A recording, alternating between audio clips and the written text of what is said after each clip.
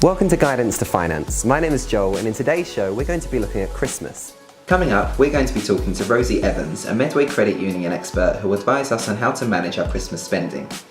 We'll also be talking with an affected member of the public who will talk us through their experiences with finance schemes and credit cards that are on offer around the Christmas period.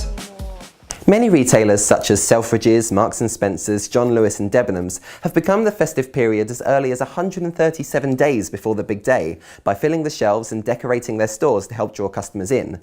What we need to do is ask ourselves, do these cards actually benefit us? Or are they just the opening to a gateway of debt and bad credit? Kerry-Ann Roots is a mother of one, self-employed beautician who has been caught up in the credit trap. In the past, I've had a bank credit card, I've had a store card, and I've had things on finance, including an iPad, a sofa, and my biggest purchase was a car. The worst part about a store card is the incentive to get it, but then you don't really fully understand the consequences after.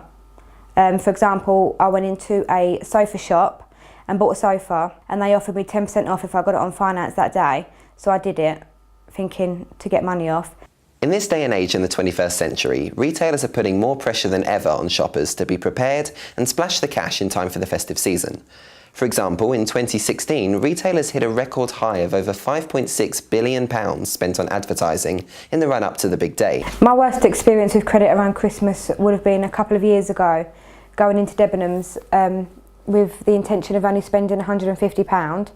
And they offered me a store card with 10% off that day and a £500 limit. And I'd seen the adverts everywhere.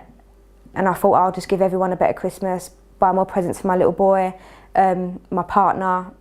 And it turned out in January, it was a wrong decision because with the interest on top, I'd spent more and more and more. Big businesses are getting themselves out there through TV adverts, posters and social media in order to get customers through the door. However, with such availability to credit and loans that are being offered, we have to look at how much trouble the festive period causes for people in terms of their spending. One of the ways Kerry manages to save money is by not taking any weekly payments from one of her beauty clients, instead receiving it all in one bulk payment called a tontine.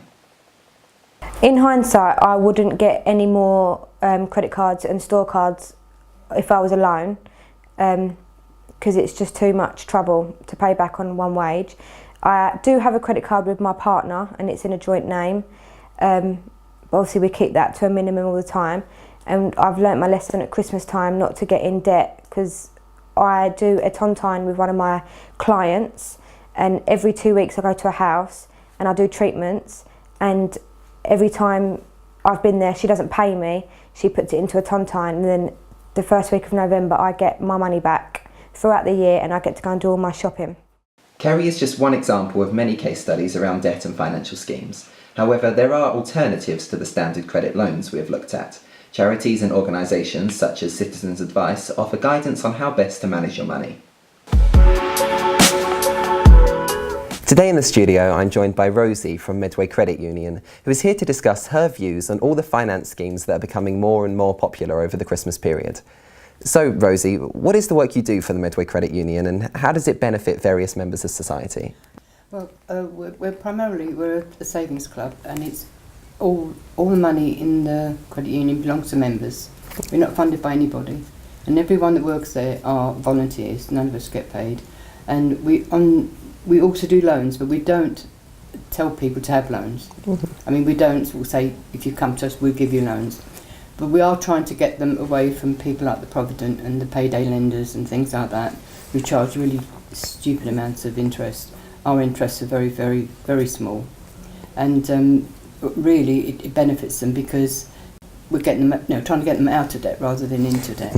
Okay. Would you say that it is mainly the people's actions and behaviours towards finance schemes such as Park that get them in trouble, or is it the schemes altogether? Well, no, Park actually is one of the good schemes because it's prepaid. You can't have anything from Park till you pay for it. You pay in advance. Like store cards like Argos and any credit cards are the ones that you get yourself into debt with. Okay, so Park is a good way of people affording Christmas. They've got the right idea. Okay, well, thank you very much, Rosie, for joining us in the studio. Some very interesting answers that I'm sure will get us all thinking. So, everyone, there you have it. Be careful with your spending this year and don't fall into the trap of the dreaded financial schemes. If you would like to get involved in the discussions on this topic, then as always you can get in touch through our social medias, and for more information on this topic and for who to contact if you are in any financial trouble, then visit our website guidancetofinance.co.uk. I've been Joel and this has been Guidance to Finance. See you next time.